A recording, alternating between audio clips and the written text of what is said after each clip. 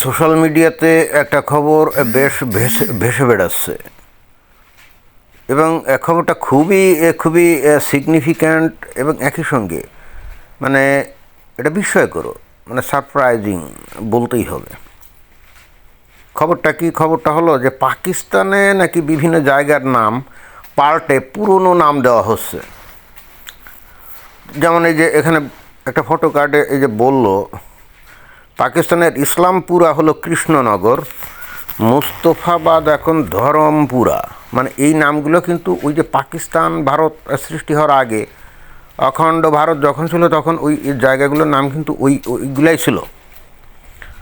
তো 1947 সালে যখন পাকিস্তান ভারত ভাগ হয়ে গেল, ভারত তো ধর্মনিরপেক্ষ এবং গণতন্ত্রের নীতিতে চলা শুরু করলো, কিন্তু পাকিস্তান চলা শুরু করলো ইসলামী ভাবধারায় এবং তাদের দেশে ইসলাম প্রচার প্রসার প্রতিষ্ঠা এবং ইসলামীকরণের দিকে তারা কিন্তু ধাবিত হয়। যদিও ইন্টারেস্টিং ব্যাপার হলো, এবং এটা খুবই কন্ট্রোভার্সিয়াল,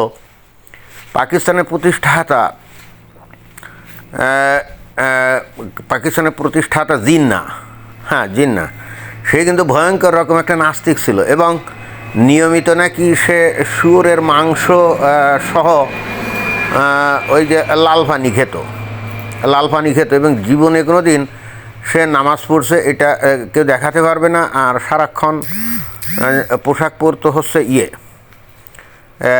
ইংরেজ পোশাক পরতো, স্যুট কোট টাই এগুলো পুরো থাকতো। সে কিন্তু হলো মুসলমানদের জনপ্রিয় নেতা এবং তার হাত দিয়েই কিন্তু পাকিস্তান প্রতিষ্ঠিত হলো, এটা আমরা জানি।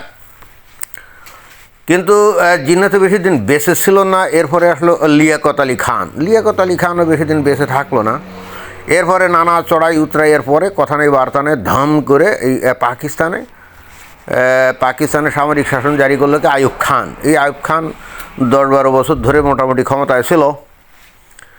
তবে পাকিস্তানের ইসলামীকরণ শুরু হয়েছে একেবারে শেষের দিক, মানে গত শতাব্দীর শেষের দিকে এসে যখন জিয়াউল হক ক্ষমতায় আসে। সেও তো সেনাবাহিনী প্রধান ছিল। সে ভুট্টোকে উচ্ছেদ করে দিয়ে, জুলফিকার আলী ভুট্টো তাকে উচ্ছেদ করে দিয়ে সে ক্ষমতা গ্রহণ করে এবং অতঃপর শুরু হয় পাকিস্তানের ইসলামীকরণ। এবং সেই সময় বস্তুত পাকিস্তানের ইসলামীকরণের পিছনে সবচেয়ে বেশি ভূমিকা রাখে এই সৌদি আরব এবং আমেরিকা।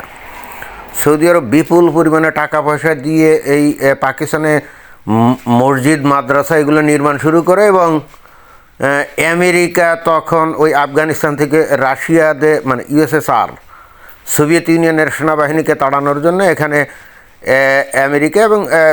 আমেরিকা ব্যাপকভাবে এখানে এই পাকিস্তানকে ব্যবহার করে মুজাহিদিন বাহিনী গঠন করে, যার উত্তরাধিকারীরা হলো এখন বর্তমানে যে তালেবান।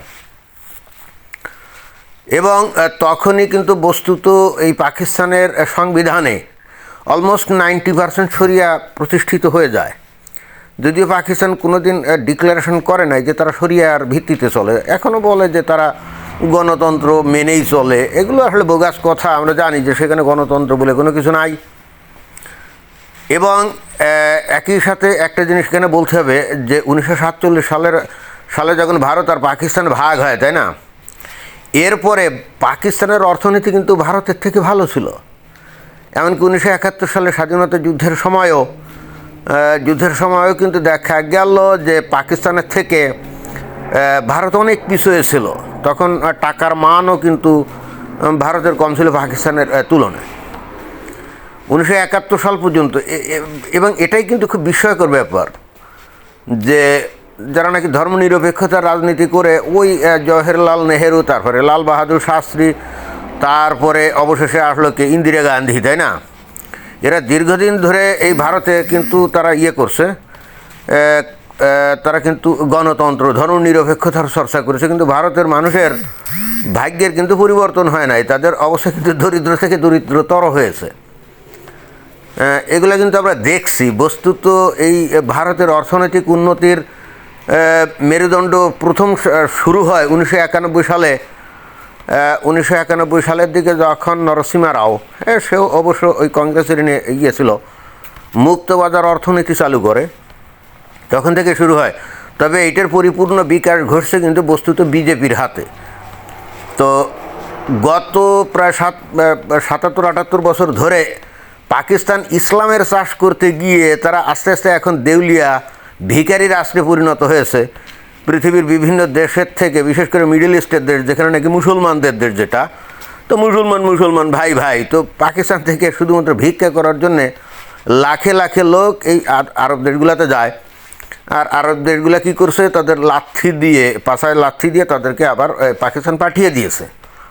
এবং all over the world Pakistan is known a beggar country, a bankrupted country right now, এটাই তো সবাই জানে, তাই না?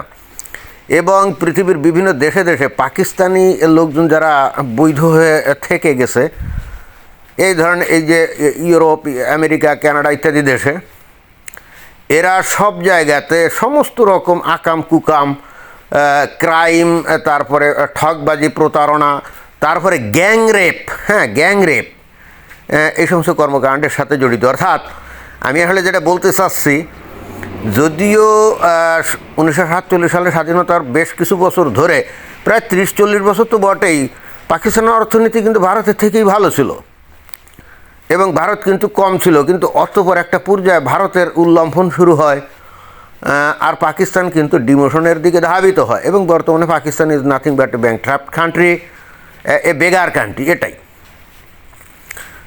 এখন ভারতের ওই পাকিস্তানের যারা শাসক, তারা কি বুঝতে পারছে যে ইসলামের চাষ করে করে বস্তুত তারা দেশটাকে ধ্বংস করে ফেলছে?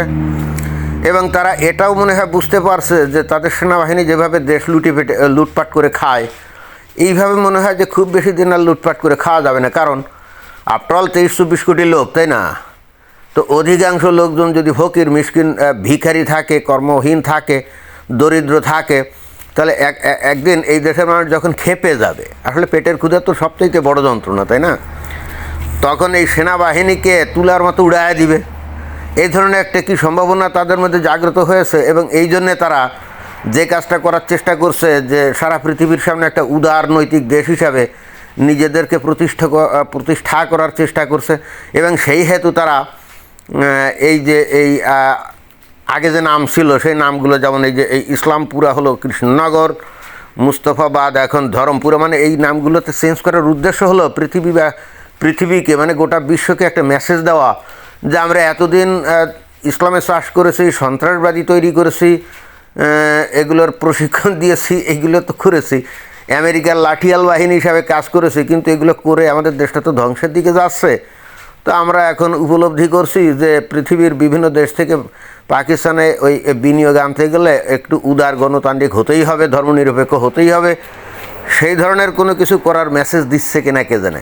আমার কাছে সেরকম মনে হচ্ছে পাকিস্তান যারা চালায় আর কি, সেনাবাহিনী বা তাদের রাজনৈতিক নেতারা সম্ভবত এটা উপলব্ধি করতে পারছে যে এইভাবে আর বেশি দিন চালানো যাবে না।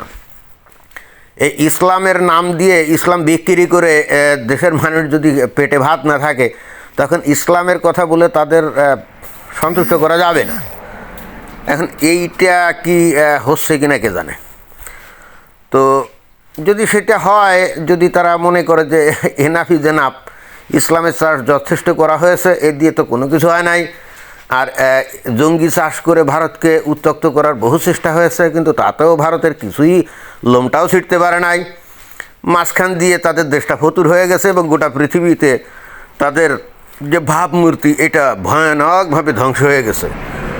তো ওইখান থেকে হয়তো ভাবমূর্তি পুনরুদ্ধারের জন্য এই কাজগুলো করে থাকতে পারে।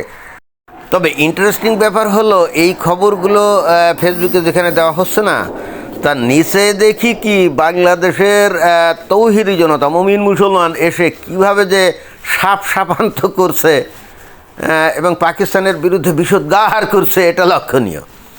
অর্থাৎ পাকিস্তান কি করবে না করবে এবং তাদের কিসে ভালো কিসে মন্দ, সেগুলো অনুধাবন করে যদি কোনো পদক্ষেপ নেয়, তাতে পাকিস্তানের সরকার বা জনগণের কোনো সমস্যা নাই, সমস্যা হয়ে দাঁড়াচ্ছে বাংলাদেশের পাবলিকের, তৌহিদি জনতার। খুবই ইন্টারেস্টিং ব্যাপার না?